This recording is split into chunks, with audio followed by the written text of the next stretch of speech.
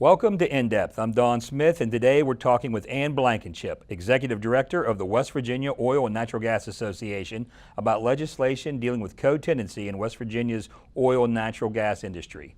Ann, welcome. Good morning. Thanks for having me. And today's a big day. The bill on co-tenancy is in the Senate today. It's moving through. But this has been a bill that has been back and forth in a contentious session with some controversy. Co-tenancy has drawn attention from areas outside of the oil and gas industry. The governor talked about possibly asking the Senate to veto it for other issues. But in the 50 days of the session so far, there's been a lot of support and a lot of interest in co-tenancy from all sides. Where do you see the bill today? And then we'll talk a little bit about how it got to where it is. So what's your feeling with the bill? Are you comfortable where you are? Well, as I sit here right now today, I think we're in good shape. We've made a lot of progress. It just passed through Senate Judiciary and is on cue for first reading today on the Senate side. Of course, it started on the House side. We're very hopeful that we will see it through on the Senate side without any amendments, so we won't have to send it back over and then await the governor's signature. So it has been a lot of ups and downs, recently almost on a daily basis. Right. So we're glad that today we're sitting here awaiting first reading on the Senate floor, and hopefully we're at the end of this very long journey that we've taken to get here. Well, I think that's part of it too, the long journey. I want to talk a little about that because in the committee hearings on this bill and the discussion on this bill, the stakeholders involved in this, the royalty owners, the other groups, your group, all seem to be pretty comfortable. Tell us how you got to that point. How long have you been working this bill to get it in the form it's in now? Right, so this bill, the form that it's in now, it represents years of negotiation between a number of different interested parties. So obviously this bill deals with property rights and mineral owners. So the other stakeholders that I often refer to include the Farm Bureau, the Royalty Owners Association, the Surface Owners Association, and the Land and Mineral Owners Association. So those are sort of the few main key stakeholders that we often refer to. As you can imagine, in the beginning of this process of trying to come up with something, we were not all on the same page. A version of this bill was making its way through the session last year, Senate Bill 576. Part of it was co-tenancy. It was actually a much larger bill and included other things. But we started on the Senate side last year and had a number of stakeholder meetings. And that really, I think, was the beginning process to focus just on co-tenancy and work out those issues with the other stakeholders. And here we are now with a bill that I don't think any of the stakeholders would agree that it's a perfect bill for any of them. But in a true negotiation scenario, you know that you have worked hard to get something that everybody can sort of join hands with when no one's 100% happy, right? Because we've all been giving and we've all been compromising. So it's not a perfect bill at all, but I think the great story about it is we have these other stakeholder groups that not only support the bill, they are on board with it and they are talking about it and they're asking that it pass. So we're really in a great situation, and it's a great story, I think, for the industry and those stakeholder groups and our legislators that have pushed so hard to reach, a level that they thought was fair and think it's fair for all parties. And I think we're at that point. Good. I want to come back and talk a little bit about how frustrating it must be that when you get a bill to a point that everybody that's involved thinks it's good, that there are changes and amendments. But point you made. I've been at the Capitol following this for years, and one of the things that's interesting is that you bring a bill in, and sometimes a bill comes and moves through in one session. But a bigger, more complicated bill, you get a couple sessions, maybe it's presented in a forum and it changes the next year, and you get to see where the problems are. Maybe sometimes people who you don't even realize would have a concern. And then the third year, or the second year, third year, you're able to get it worked out. So you're pretty much saying that it's been a learning process, and that's where you got to where you are today. Absolutely, and I think you make a good point. I don't think with any large piece of legislation that it ever normally goes through during the first time it's brought up at the session, because it does take a number of years. We have a short session with only 60 days to try to get a lot done. But we're very close, and we're just sort of hunkering down and hoping we can push it through these last few days. And those bills that do go through, those are often the ones that we end up finding problems with later. Someone was left out and there's an issue. So I'm glad that your bill is where it is and has been worked on the way it has been worked on. That being said, the biggest issue at this session so far has been the teacher salary situation, the strike and trying to work that out. And as people have looked for revenue to make that happen, the oil and gas industry has been brought up a lot. Co-tenancy is something that you've been working on for 3 years to get through, and you've got all the stakeholders at the table agreeing this is a good piece of legislation. Is there concern and frustration when you hear amendments that aren't necessarily related or germane to the bill being, in the term that we like to hear at the Capitol, was Christmas treed in or put in? Is that a concern you have, or are you pretty confident you can get through where you're at this point? It's absolutely a concern. You never know what's going to happen, especially when a bill is on the floor to be read for amendments. There are always surprise amendments that pop up. There's a number of changes in the bill now that are concepts that were brand new to us, even going into a committee hearing. I mean, there's some that we knew would probably be proposed. So there's always that concern that something will be added to the bill or a proposed amendment will pop up that's not germane or that will obviously maybe not be in our interest for the oil and gas industry. But I think even more important for us now is that we maintain this balance that we have. If we start, it's been such a long process to get to the point where we're all in agreement, and we're on a tightrope. I mean, if that gets thrown off even a little bit, then the bill could easily die. Not only with pushback from other stakeholders, but crossing it back over to the House side if there are amendments and risking an uncertainty on that end. So we're all, I think when I say all, the stakeholders are in agreement that we really want to keep it where it is. Again, not a perfect bill for any of us, but good enough and would do great things for the oil and gas industry, for the state of West Virginia, for the mineral owners as well. So I think we're just really trying to hold tight and stay on that tightrope at this point and not shake that balance that we've worked so hard to get to. Oh, great. And the oil and gas industry has a rich history going back a century, more than a century in West Virginia. But this current phase of the development in the industry with the gas that is the boom that we're having, it's still really in its infancy, and getting things like this taken care of.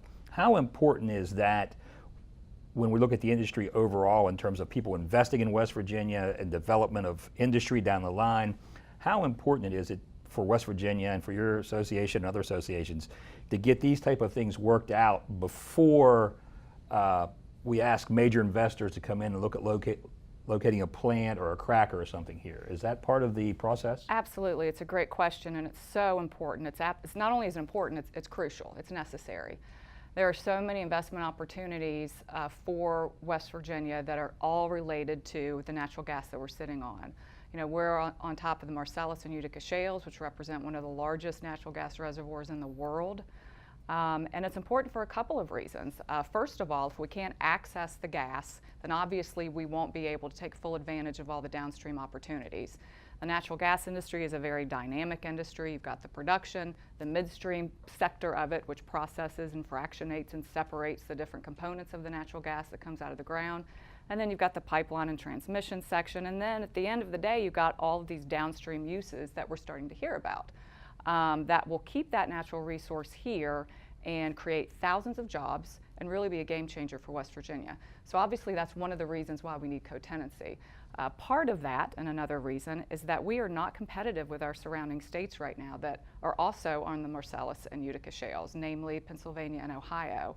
They have laws in place that address the situation that we're trying to fix with co-tenancy, and we can talk about that a little bit if you'd like in more detail. But those other states are drawing in the production companies and the drillers because they're basically, a more friendly environment for those folks to come in, and we are behind right now as far as increases in production.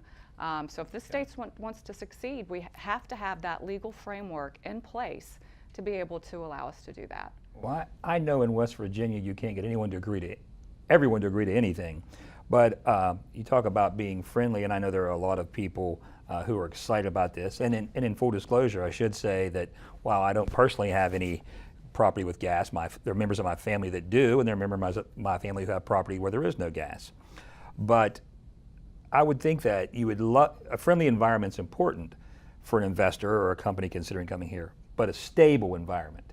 if you know what you're dealing with, whether it's the laws, co-tenancy, the taxes, if you can look at that and say, this is the situation, I can do projections ahead, that's got to be a key. Absolutely. That's what companies look at when they're looking where to invest in a specific state. They're asking questions. They want to know about the regulatory environment, the legal environment, what the laws say on the books, so that we know what to expect coming in and for years to come. And one of the questions the oil and gas production companies ask is whether or not the state has something like co-tenancy or co-tenancy in place in situations where you can't get all of the mineral owners to agree to development in order to put tracts together so you can get that unit formed to drill. And right now the answer to that question is no, and it's put us at a disadvantage. Well, I think we want to talk just a little bit about the exact bill itself and the language. It's House Bill 4268, if you're out there and you want to look and see what the bill includes.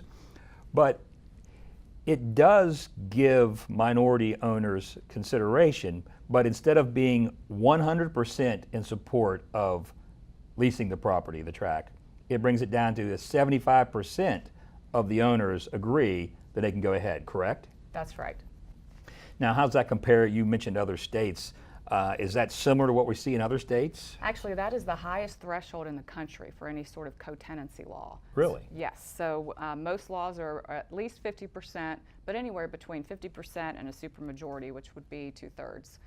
So if this passes, it will be the highest threshold out there in the country for co-tenancy.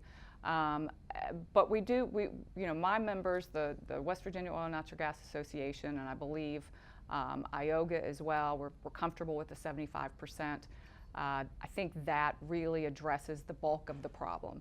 And again, the issue is, the reason why we need this, right now in West Virginia, it requires 100% of your mineral interest owners' approval in order to produce the oil and gas. And that's an issue because, especially in West Virginia, there can be hundreds of mineral interest owners in a single tract of land. And as you can imagine, very difficult to even locate all of them, and there's often instances where there's going to be someone that's just not interested in dealing with the production company or wanting to allow or sign for a lease. And so that situation, we're basically not allowed to proceed in that certain tract of land. So what co-tenancy does is it looks at each individual tract of land that would form a unit for a production company to develop. And if there's 75% of the mineral interest owner's approval, then the oil and gas company can proceed. And I think a key point to this is that it's not just about oil and gas companies versus a non-consenting co-tenant. That's the term that we use in the bill. It's about all of the mineral interest owners. If you don't allow that majority, that 75%, to decide what to do with it, then that majority is not getting, that really is taking away their right to be able to produce the mineral that they own and reap the benefits from that. And there have been, and there are a lot of people benefiting from this around West Virginia in the area, a lot of people counting on that. So this, again, does take into consideration if the majority of people, 26% don't want it, that won't happen. But it does give the 75% the right to control their own property and their own resources. Right, and then one of the things I mentioned earlier about this not being a perfect bill, the bill started out, I think, as a 3-pager, and it has, and that might have been last year's version, but it's grown. I think maybe 18 pages now, so there are, and the bulk of that gives to the non-consenting co-tenant. So they are treated very, very well. And of course, this is represents that 25% that doesn't agree to move forward. They are treated as well as the highest treated, best paid royalty owner that's leased in the tract. And there are a number of concessions in place to protect them and to make it fair for them.